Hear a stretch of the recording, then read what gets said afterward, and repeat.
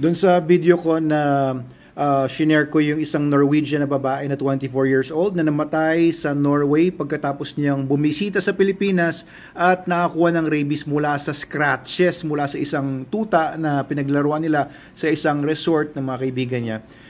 Ito, may comment si Aussie, Australian siya. We don't have rabies here in Australia. Well, ibay natin.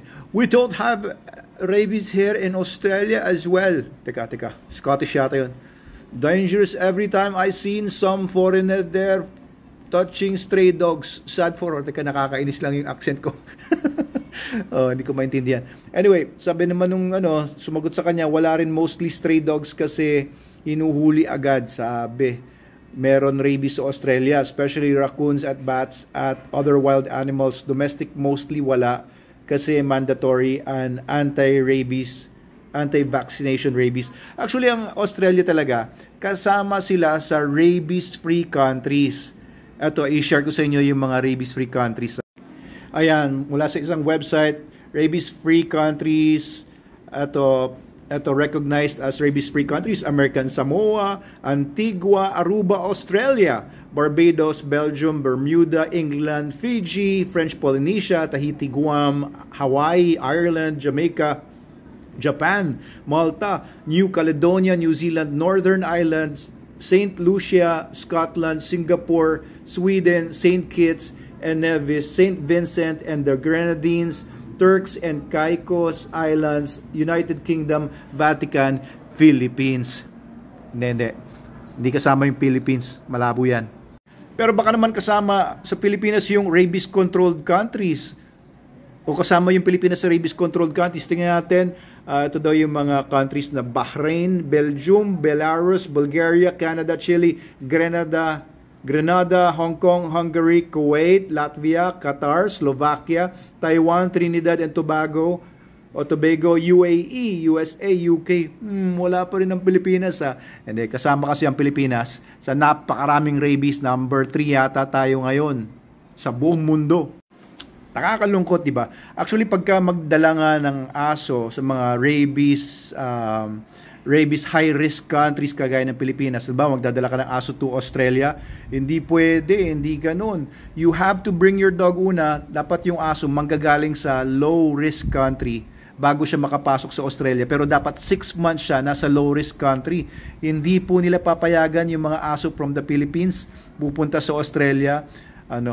Malabo po yan. Kailangan tumira muna siya ng 6 months under quarantine doon sa low-risk country bago makapasok sa Australia. May mga ganyan mga batas. I'm not sure kung yun pa rin ang sinusunod ngayon, pero yun ang alam ko. Kasi we were supposed to import some dogs or export some dogs to Australia before dahil may mga interesadong kumuha ng mga Manalo Canine dogs, mga super dogs natin, pero we weren't able to do so. Medyo masalimuot. And after that, kailangan pa muna mga titer tests for rabies, na at that time, kailangan pa namin ipadala abroad para makakuha ng proper titer tests. Pero I think now, there are veterinary hospitals na nagbibigay na ng acceptable titer tests o pinapadala rin nila sa abroad ng mga counterparts nila.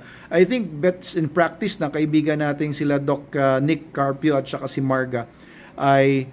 Doc Marga ay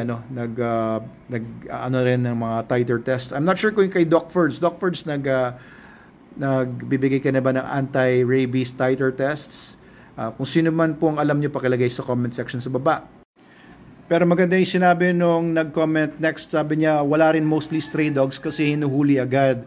Ayan, dapat sa Pilipinas kasi hindi hinuhuli mga stray dogs. Dapat hinuhuli nila according sa Anti-Rabies Act. Pero yung mga LGUs natin, chill lang sila marami dyan kasi mga nasa loob lang ng mga offices nila, imbes na ginagawa yung trabaho nila. Sorry to say, pero yung Rabies Free Philippines 2020 failure yan.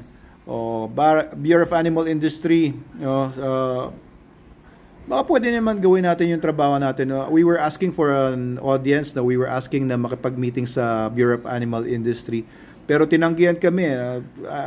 Sinasabi ng Department of Agriculture Secretary na daw sila, tinatanggap nila na failure sila sa Rabies Free Philippines drive nila 2020, dapat yung 2023 na ngayon, at they need our help daw, pero nangingi kami ng appointment ayaw naman kami bigyan ng appointment at hindi daw kami government pala, private institution pala kami. Kaya yung mga ideas ko, yung mga gusto ko sana itulong sa Bureau of Animal Industry para makakatulong sa anti-rabies campaign natin, hindi man lang gustong pakinggan. Pakinggan nyo naman kami, guys, sa Bureau of Animal Industry. Shoutout sa inyo. Mabuhay kayo. Alam niyo ba yung thesis ko, ginagamit natin ni Dr. Isuntok doon sa mga rabies, mga talks nila. Thesis ko nung college about dog ecology sa Laguna yan. Yan yung thesis ko. It had something to do with rabies eradication.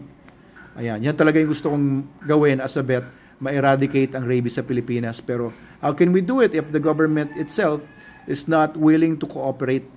Pero paglilinaw lang dito, sabi ni Sir, kasi meron rabies sa Australia, especially raccoons at bats at other wild animals. Domestic mostly wala kasi mandatory ang anti-vaccination sa rabies.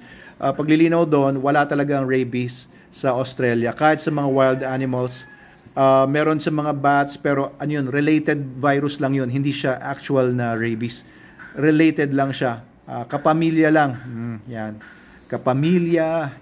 Pero yung sinasabi ninyo, mandatory anti-vaccination ng rabies, anti-rabies vaccination, totoo po yun, tama po yun. Sa atin naman, mandatory din, pero hindi lang natutupad kasi hindi naman nuli yung mga stray dogs, and yan naman, hindi naman magpapabakuna every year yung mga stray dogs. So, kailangan talaga alisin natin yung mga stray dogs natin para makontrol man lang natin yung rabies in the next few years. If not, wala tayong pag-asa. So, ayun, yung mga foreigners galing sa mga mayayamang mga bansa na mga civilized countries, pag pumupunta sila sa Pilipinas, kailangan talaga nila magbigay ng warning sa mga citizens nila na mag-ingat sila sa mga animal population dito, especially mga stray dogs. Huwag nilang hahawakan yan. Kaya natatakot nga si Australian dito na dangerous every time I see some foreigner there touching stray dogs. Sad for her. Tatakot sila para sa mga citizens nila na humahawak ng mga stray dogs dito. And I don't recommend it. Kahit Pilipino ka, huwag kang hawak na hawak ng mga stray dogs. Okay? Kahit stray cats, huwag kayong makipaglaro sa mga stray dogs or stray cats. Kasi masyadong di ba? Well, marami naman sa atin, kahit ako naman na mababa yung gusto talaga natin, mahal na mahal talaga natin ng mga animals. Pero, it's not a good idea. It's not wise to pet stray dogs. Alam niyo yun, stick around them. Kumakain ka sa isang restaurant, tapos tumalapit stray dogs, pakainin mo. Lagi na yan nandyan. So, you're putting yourself and the people around you, kung meron kang mga anak, you're putting them at risk.